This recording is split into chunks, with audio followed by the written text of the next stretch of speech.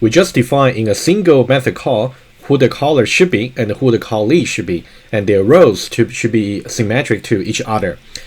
In reality, you will very often run into the situation where you got a chain of method calls, where you got many callers and many callees, and many methods might be callers and callees simultaneously, as we exemplified in the earlier video.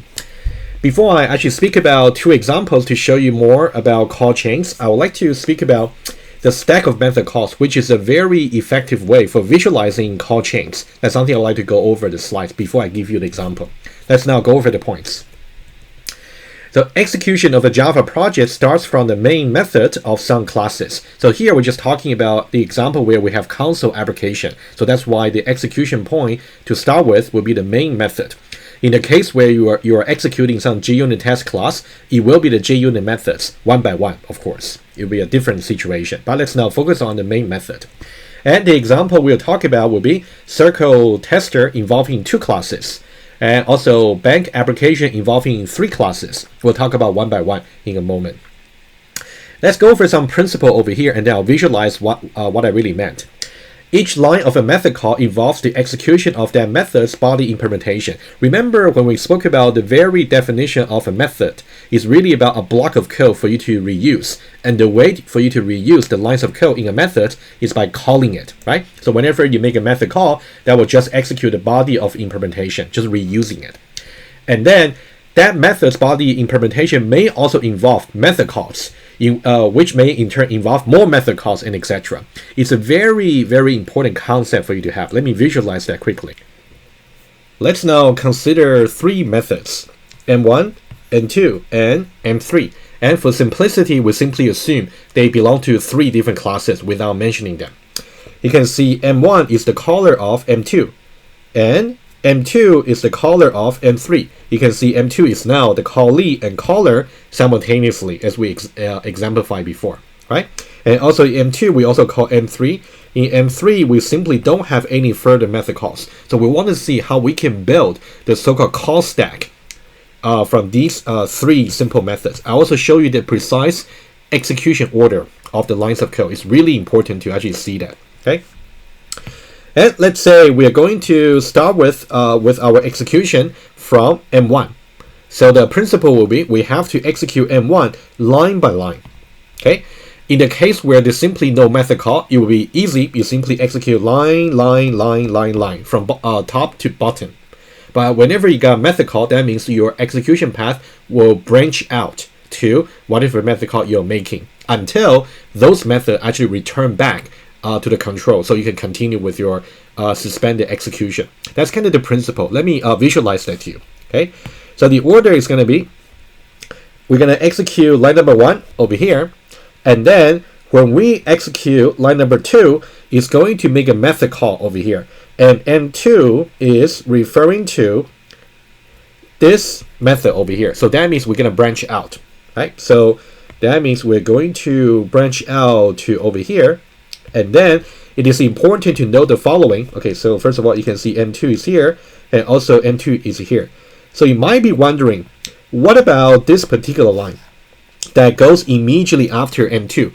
That line is not going to be executed until we actually got some explicit return back from M2. When I say return, I didn't really mean that M2 is actually an accessor, so that we actually got a return value from that. Not necessarily. So in general, whenever the execution of a method actually terminates, there will be some implicit return from the runtime execution machine that will actually simply go back to the caller of the method and say that now you may continue to the next step. So I'm talking about some very general but implicit return. That's really what I meant. Okay, so let me make a note over here. So this line over here is this line immediately following M2. This line is basically we set suspended until this line over here. Suspended until the execution of M2, which is exactly here, terminates and returns.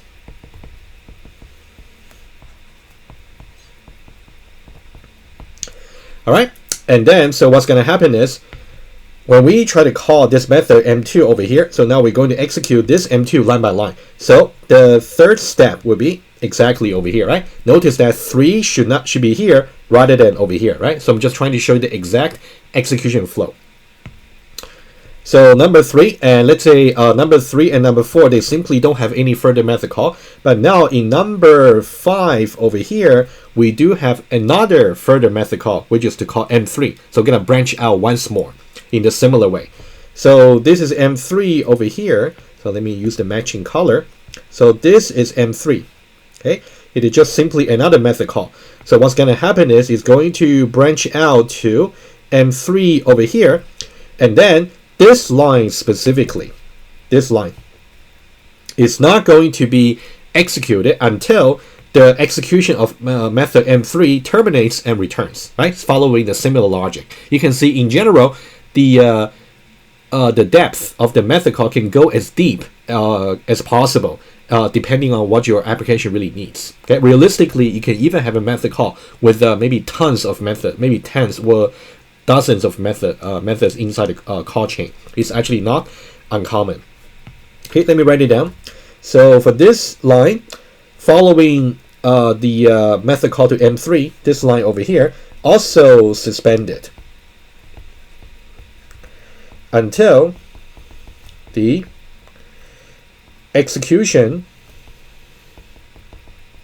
of M3 terminates and returns. All right, and then when we actually finally try to execute M3 over here, we are actually going to execute line by line. So I'm going to execute this line, which would be number 6, 7, 8, 9, 10, right? And then now we are reaching the end of method M3, and now we are ready to return. Okay, so far so good. And before we actually finish the execution of the first method, you can see so far M1, M2, they're somehow suspended because M1 is waiting for M2 to terminate, whereas M2 is waiting for M3 to terminate. And for M3, since it has no further method call, so it can just terminate by itself. So now in this case, we may want to build the so-called stack to really further visualize what's really happening over here. Let me just start from the beginning. When we first try to execute this M1 over here, that means it is active. Okay, so active. Whenever a method is active, we should put it into the so-called call stack. Okay, so the way we draw the stack is like this, meaning that we're gonna put something on top, right? Whatever that's on the top is going to call the top of the stack, and the top will keep changing whenever we stack something on top the stack. Okay, let's now see how we're gonna do that. When M1 is actually going to be executed, we're going to put M1 onto the stack, right? And then as soon as we branch out to the execution of M2 over here, that means M2 is going to be pushed onto the stack over here, right? And then as soon as we reach M3 execution over here, that means M3 will also be put into the stack over here. So that will be M3. So far we got M3 on the top. So the top of the stack corresponds to the latest method call we made, right? You can see the first method call we made was M1 by the starting point of execution, let's say, and then the second method call is M2. The third one, the last one, is M3. That's why M3 is over here. So that's exactly the order: M3, M2, M1. That's the reverse chronological order of making the method call. Let me make that remark to you. Okay, so here this will represent the reverse chronological order. Chronological order of method calls. All right, so now what's going to happen when, let's say, M3 finishes its execution, right? In that case, we're going to return from M3. So when we return from M3, we're going to remove that from the stack. So that means M3 is actually going to return back to over here. So this is the return. Again, the return is simply means the control of the execution flow that will now actually be returned back to the context of M2. Right? So after this, what's going to happen is we're going to continue with the execution. So now this, since the last step was 10, so now we will get 11 over here. Right? You can see. Used to be 5 over here, but we're going to continue 6, 7, 8, 9, 10, and we'll go to 11 over here. So what's going to happen is we're going to go for 11 and 12, and then until the end. Notice that for this line here, we said that it will be suspended until the execution of M3 terminates and return, since M3 already returns and got removed from the stack. So that's why this line can be resumed to be executed. Okay, following the same logic, once we have executed the last line for M2, it's going to be terminated and return, right? And so that means we're going to remove M2 from the stack again, and then we're going to return the control back to M1. So this will be another return. Okay, and then when we return, what should be the next execution step? In that case, it would be, you can see it's up to 12, so this will be 13, and then 14, and then 15 over here, right? You can see it's not really complicated, but you gotta be very, very precise about updating the methods from the call stack, okay? And as soon as we finish executing line number 15, that means method M1 has terminated. In that case, we're going to remove M1 from the stack. So the idea would be as soon as the execution call stack is empty, that means your program has terminated entirely. Okay, and of course 13 could be actually executed simply because we got some return from M2. That's exactly why the definition for that being suspended. All right, so hopefully this illustration here really makes sense and you get some intuition about what a call stack over here is. I also documented important points in the slides. Let's now go back to the slides to go finish them off. It is typical that we might end up with a chain of method calls. In this case, we got M1, follow M2, and then M3. That's a method call chain. We'll see more examples in a moment. And we visualize this chain of method calls as a call stack. For example, this is just another example we'll see about a bank. So this will be, you can think about this is the top of the stack. This will be the latest method call. Okay, so we'll start with the main method of some console application class called bank application, which calls the withdraw from method from the bank, which in turn is called the withdraw method from the account class. So that's why this becomes the top.